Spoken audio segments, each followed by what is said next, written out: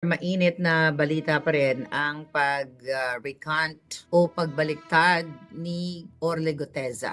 Tinakot siya, then bumaliktad. So, ang pinag-uusapan natin dito ay ang maleta delivery na kung saan, mga kababayan, itong si Guteza ay nagtestimonya noong September last year na kung saan sinasabi niya na siya ay nag-deliver ng pera sa bahay ni Tambaloslos. At ito naman ay mayroong corroboration yung kanyang pag-amin last year. Kasama niya yung ibang mga sundalo na bumaliktad na rin. Katulad nila, di ba recently may 4 na naduwag din. May 4 na naduwag na bumaliktad o nag-recant na si Bernard Tube, Roosevelt Waupan, Benny Bolotante, yan ang mga duwag, Cecilio Laroder. Okay? O Laroder, whatever. Bakit bumaliktad yan, mga kababayan? Simple lang naman yan. Nabayaran.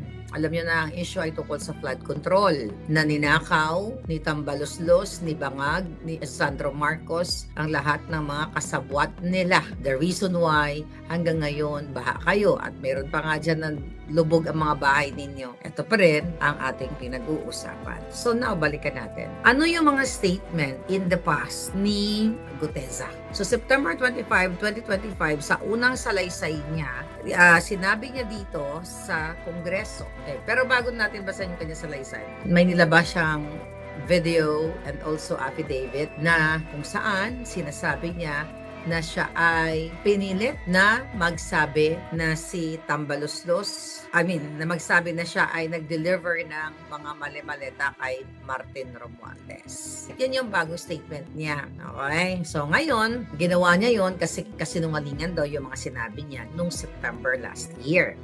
Balikan natin kung ano sinabi niya. Sa kanyang unang salaysay, September 25, tagabuhat, quote and quote, tagabuhat lang ako ng maleta ng basura. Ang ibig pong sabihin ng basura ay maleta na may lamang pera.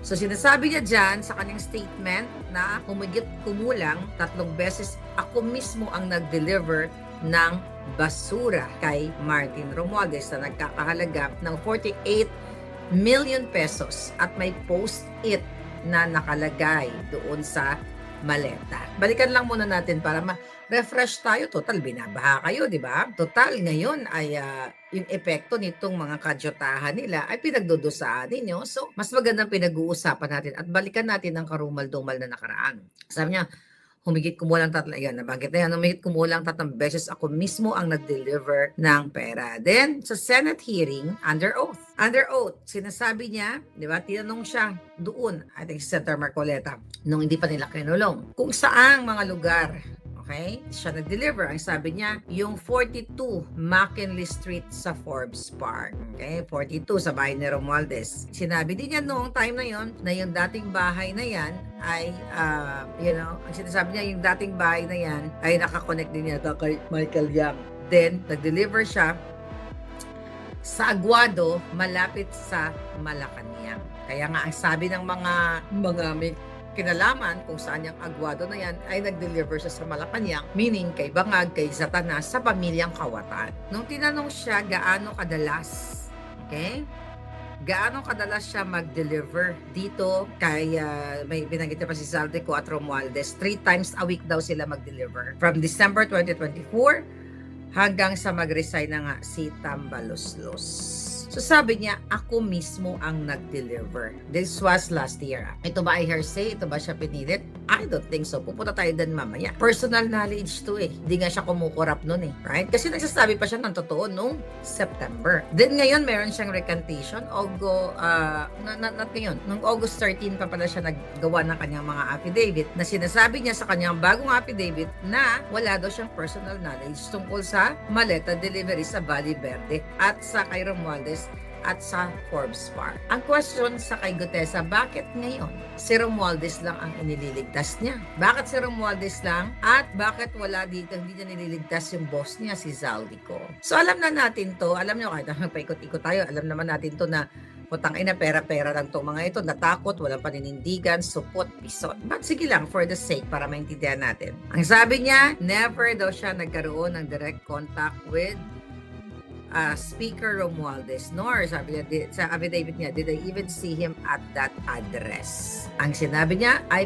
inutusan siya ni Defensor at ni Marcoleta. Sabi ni Codesa, noong September 24, 2025, a day before the Senate testimony, nakipagkita daw siya kay dating Congressman Mike Defensor na kinulong nila sa Tanasyan at ni Senator Marcoleta sa isang Japanese restaurant. At sinabi niya na may prepared affidavit na raw na ginawa ng nagngangalang Mark na bilang son-in-law ni Kong Mike Defensor. Sabi daw ni Mike, pare, ayusin ko ang Tagalog. Sabi ni Gutesa, nakita niya raw mismo si Marcoleta na nag-i-edit ng affidavit sa laptop. Nag-i-edit? I don't think so. Maniwala ba kayo doon? This is bullshit. Okay? Sinabi din ni Gutesa sa kanyang bagong testimonya na gusto daw niyang umatras sa pag-testify. Ngunit pinilit daw siya na ipagpatuloy. Yan ang mga sinasabi niya dahil pinangakuan daw siya ng pera at scholarship. Yun yung sinasabi ni Gutesa.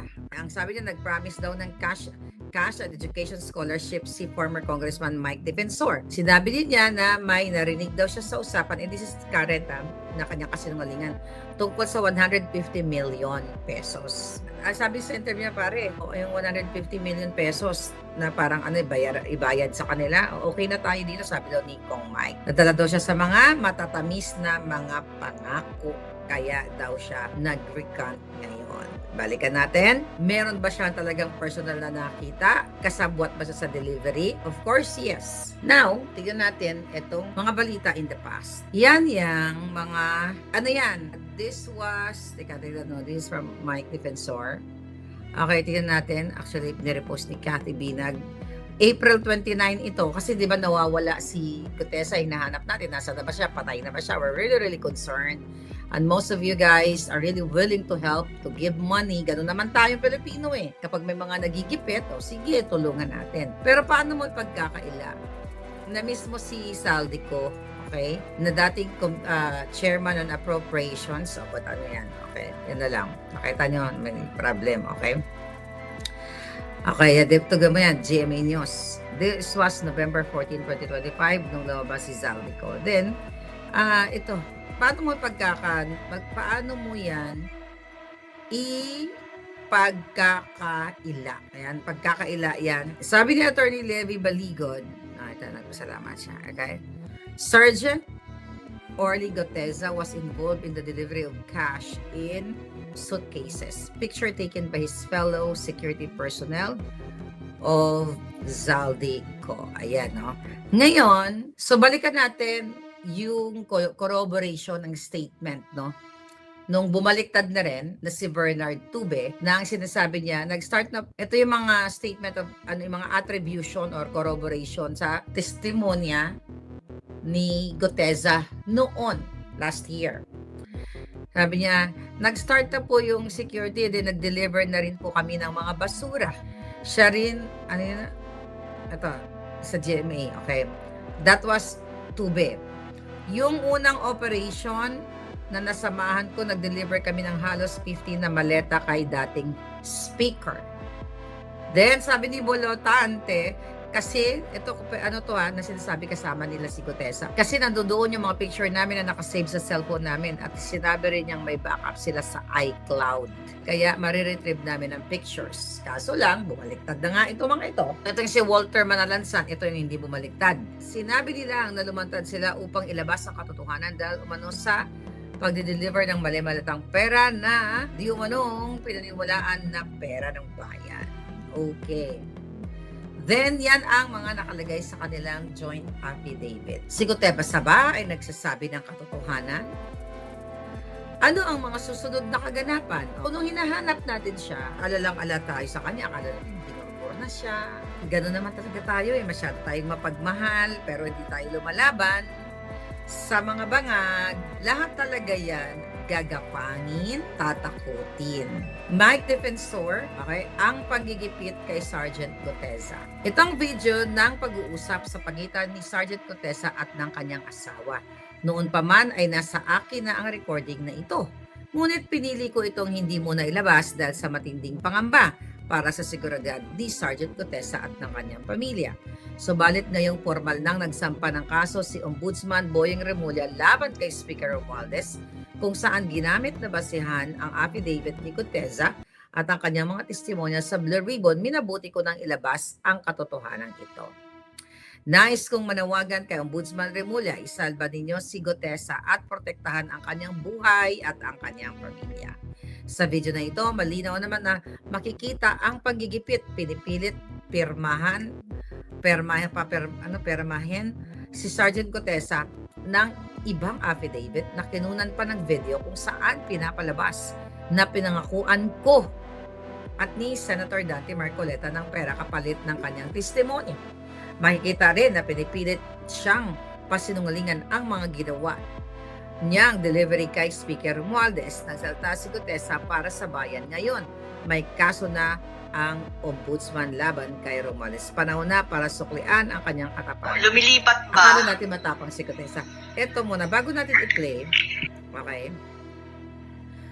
okay, bago natin to i-play, kausap niya yung asawa niya. Alam niyo naman, pag mahal niyo sa buhay ang kausap niyo, asawa, anak, na nakakulong ka, ikinulong ka. Authentic, hindi fabricated ang kwento. Pakinggan lang natin, so you decide. Cellphone. Lumilipat ba? Hello? Si Guteza at ang asawa Ayan, ka na? niya. Ka na? Ano yan? Nandiyan ka sa kwarto? Ha? Yung may nako. Nakasakasama mo siya. Nagingi. Tumawag si kuya. Kinukumusta ka?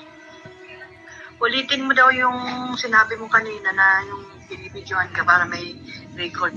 May record kami, i-record namin.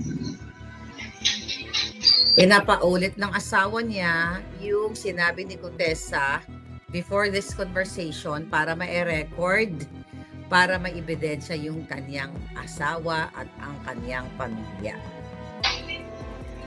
Yan. Yung tungkol dun sa affidavit na sino ba may gawa nun? Ikaw o sila? Sila. Narikod na wala. Sila. Sino ba ang gumawa ng affidavit nun? Ikaw o sila? Sila meaning ang kampo ni Tambaloslos. Sabi-sabihin? O sabihin mo ko lang ano nangyari doon para may record namin. Inutusan ba yung asawa niya? Conversation nilang mag-asawa yan. Walang kinalaman. Si Mike Defensor dyan at si Marcoleta. Private moment nilang dalawa yan para i-update yung kanyang asawa. Walang pressure yan. Walang force yan. Tanga ka na lang kung maniniwala ka sa recantation. But again, sira na rin naman yung credibility niya. Kasi sinong paniniwalaan mo? Ano paniniwalaan mo? Yung unang statement o ngayon? But we will get there later. Yun nga, binidyoan ako ng nakaraang araw. Tapos binasa ko yung statement. Binidyoan ako nung isang araw. Okay. Tapos binasa ko yung statement. So, ito yung mga panahon na hinahanap natin siya kung nasaan siya na nag-aalala tayo. Pray for Guteza, donate for Guteza. Concerned tayo kasi kaawa-awa eh. Kaso lang, tinakot, piso. Na may mga siningit sila na hindi naman totoo. May mga siningit sila doon na hindi totoo. Na idinidiin nila si Marcoleta pati si Defensor. Na idinidiin nila si Marcoleta pati si Defensor. Sinabi niya mismo sa asawa na yan. And then, on August 13, and today, pumutok sa media, the same exactly na dinidiin niya sa recantation affidavit niya na si Marcoleta at si Defensor ang nagpumilit sa kanya. Siya mismo kausap niya yung asawa niya. So wala nang saysa yan. It's either gugurgurin din yan later on o kung ano man. Ganon kapag wala kang paninindigan. Itatapon ka na ng basura kasi wala ka namang kwenta ang buhay mo sa mundong ito, right? Sinabi nila doon sa statement na pinanakuan ako ng pera, babayaran ako. At sinabi pa doon na hindi masaya. Wala akong alam doon sa delivery doon sa bahay ni Romualdez. Okay. Exactly na nakalagay sa interview niya, sa video niya. And yan, ulit-ulitin natin, ang pag-uusap nila ng kanyang asawa, private moment yan. It just so happened na sinend ng asawa niya kay Mike Defensor bago siya nag-recant ngayong August 13. Nakaraang August 13. Yun lang nakalagay doon, ayaw ko dapat pirmahan. At hindi naman ako gumawa ng statement din sila naman. Okay, ayaw ko dapat pirmahan. Hindi naman ako ang gumawa ng statement na yon, sila naman. Masasabi ba bang authentic yung emotion niya? That moment sa video na yan? Of course, yes.